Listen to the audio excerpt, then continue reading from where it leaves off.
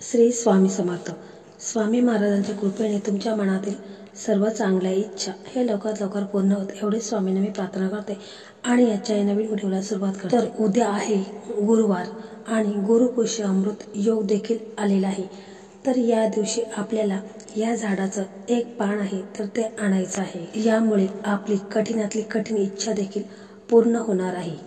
आपल्या ज्या काही आर्थिक संकटे, अडचणी, समस्या, त्याचप्रमाणे शत्रू जर आपल्याला त्रास देत असतील तर अशावेळी हा उपाय खूप असा प्रभावी व चमत्कारी उपाय आपल्याला या दिवशी करायचा आहे. कारण 3.5 मुहूर्तापैकी हा एक शुभ मुहूर्त आहे आणि या दिवशी देवी लक्ष्मी, श्री हरी विष्णू, गणपती बाप्पा, शंकरांची पूजा करायची आहे.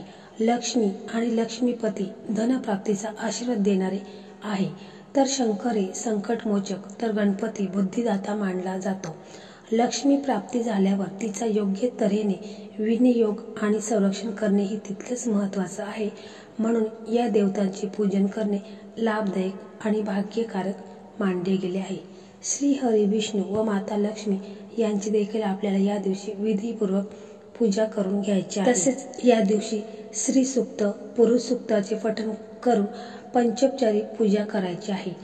तसेच या दिवशी कलश स्थापना केल्यास घरात धनधान्य वृद्धी व लक्ष्मी प्राप्ती होते. कारण गुरुवारी धार्मिक कार्य करणे उत्तम मानले गेले आहे. पुष्य नक्षत्र सर्व प्रकारच्या कार्यासाठी अत्यंत शुभ मानले गेले आहे. गुरुपुष्य योग दिनी गुरुमंत्र घेणे उत्तम असते. तसेच या दिवशी गुंतवणुकीसाठी हा योग फायदेशीर मानला गेला आहे. या दिवशी लक्ष्मी देवीची पूजा केली जाते. तसेच श्री हरी विष्णूंची देखील पूजा केली जाते. या दिवशी केलेले लक्ष्मी पूजन अत्यंत शुभ आणि लाभदायक मानले जाते. म्हणून या दिवशी दिवे लागण्याच्या वेळेला श्री सूक्ताचे पठण करून लक्ष्मी देवीचे पूजन करावे. तसेच दत्तगुरूंच्या मंत्राचा जप करावा. असे केल्याने दत्तगुरू आणि लक्ष्मी देवीचा आशीर्वाद, त्याचप्रमाणे श्री हरी विष्णूंचा आशीर्वाद आपल्याला प्राप्त होत असतो. तर या दिवशी आपण लवकर उठायचं आहे. आपल्या घरामध्ये गंगाजल थोडंसं शिंपडायचं आहे.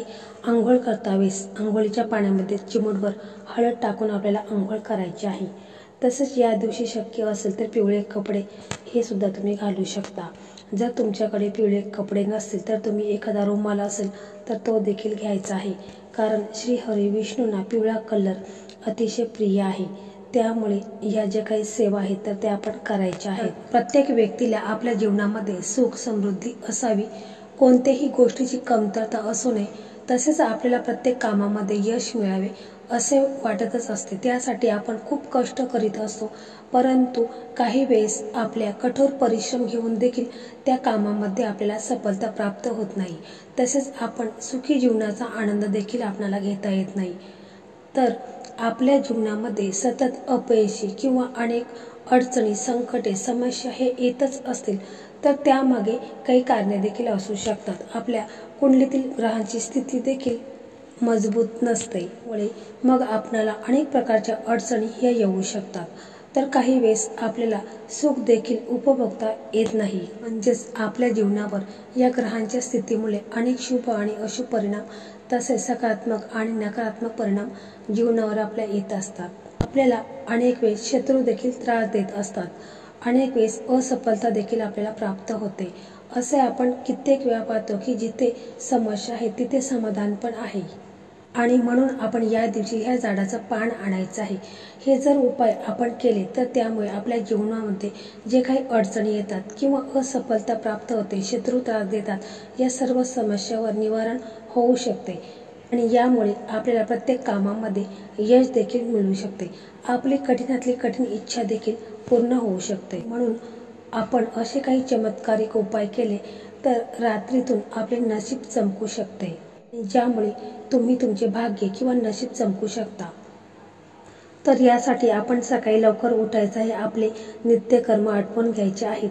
तसेच आपल्याला एक तांब्या लागणार आहे. त्याच्यामध्ये पाणी भरायचं आहे, शुद्ध पाणी भरायचं आहे आणि त्या पाण्यामध्ये आपल्याला थोडेसे चिमूटभर काळे तीळ आणि पिवळी हळद चिमूटभर टाकायची आहे.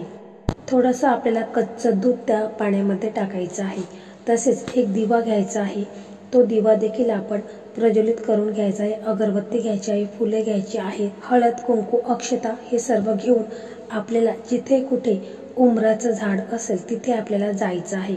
तिथे गेल्यानंतर प्रथम आपण हे पाणी घेतलेलं आहे तर ते उंबराच्या मुळांपाशी अर्पण करायचं आहे आणि आपल्याला 11 वेळा प्रदक्षिणा मारायच्या आहेत आणि म्हणायचं आहे दिगंबरा दिगंबरा श्रीपाद वल्लभ दिगंबरा हा मंत्र आपल्याला 11 वेळा म्हणायचा आहे। मग तिथे बसायचं आहे, दिवा आहे तो प्रज्वलित करून घ्यायचा आहे, अगरबत्ती लावायची आहे, धूप दीप दाखवायचे, हळद कुंकू अक्षता या अर्पण करायच्या आहेत आणि मनोभावे आपल्याला प्रार्थना करायची आहे।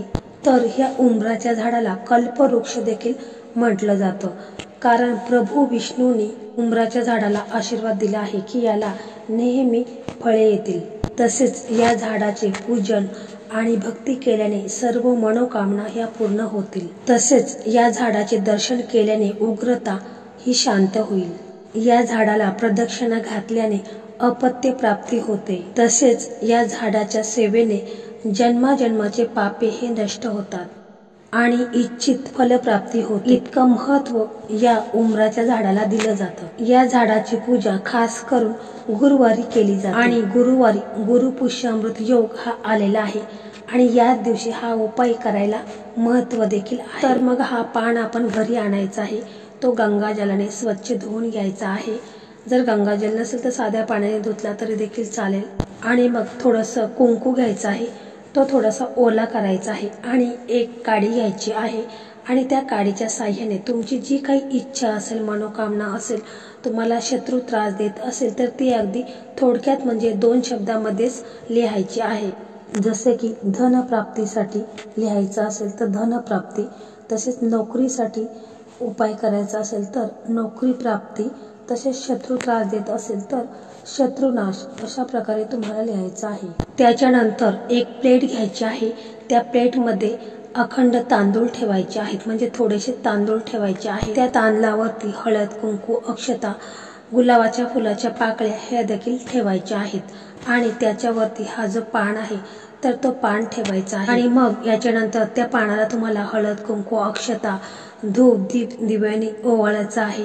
तसेच फुलांच्या पाकळ्या त्याच्यावरती टाकायच्या आहेत आणि याच्यानंतर तुम्हाला तुमची मनोकामना इच्छा ही व्यक्त करायची आहे। श्री हरी विष्णू व माता लक्ष्मीच्या समोर तुम्हाला दोन्ही हात जोडून तुमची मनोकामना इच्छा आहे तर ती बोलायची आहे आणि याच्यानंतर तुम्हाला श्री सुक्तमचं पठण करायचं आहे। तुम्हाला जितका शक्य असेल तितका वेळ तुम्ही बोलू शकता आणि हा जो पान आहे तर तुम्ही सकाळी उपाय केला असेल तर पूर्ण दिवस हा पान तुमच्या देवघरासमोरच ठेवायचा आहे। संध्याकाळी 4 वाजता तुम्हाला काय करायचं आहे की एक लाल कपडा घ्यायचा आहे आणि जे तांदूळ तुम्ही तिथे ठेवलेले आहेत त्याच्यावरती पान आहे तर त्याच्यातील फक्त तुम्हाला 21 अखंड तांदूळ घ्यायचे आहेत आणि तो पान घ्यायचा आहे आणि त्या लाल कपड्यामध्ये ठेवायचा आहे आणि त्याची एक अशी पोटली तयार करायची आहे आणि तुम्ही ज्या वृक्षाचं हे पान आणलेलं आहे तर त्या वृक्षाजवळ तुम्हाला संध्याकाळी जायचं आहे आणि त्या वृक्षाची एखादी जाड फांदी असेल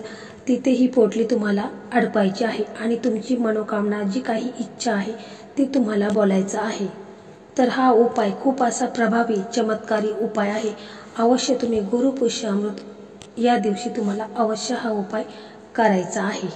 जर समजा तुम्हाला ह्या गुरुपुष्यामृत योग या दिवशी तुम्ही जर हा उपाय केला, जर तुम्हाला याचा फळ प्राप्त झाले नाही तर तुम्ही पुन्हा जेव्हा गुरुपुष्यामृत योग येईल त्यावेळेस देखील हा उपाय अशा पद्धतीनेच मनोभावे करा। तर मंडळी, अशा प्रकारे आजचा हा व्हिडिओ होता। हा व्हिडिओ तुम्हाला कसा वाटला कमेंटमध्ये नक्की सांगा। त्याचप्रमाणे हा व्हिडिओ खूप महत्त्वाचा आहे तर तुम्ही इतरांना देखील शेअर करा, त्याचं देखील पुण्यफल तुम्हाला प्राप्त होईल। तसेच व्हिडिओ आवडला तर व्हिडिओला लाईक करा, शेअर करा आणि चॅनलला सबस्क्राईब करा। धन्यवाद।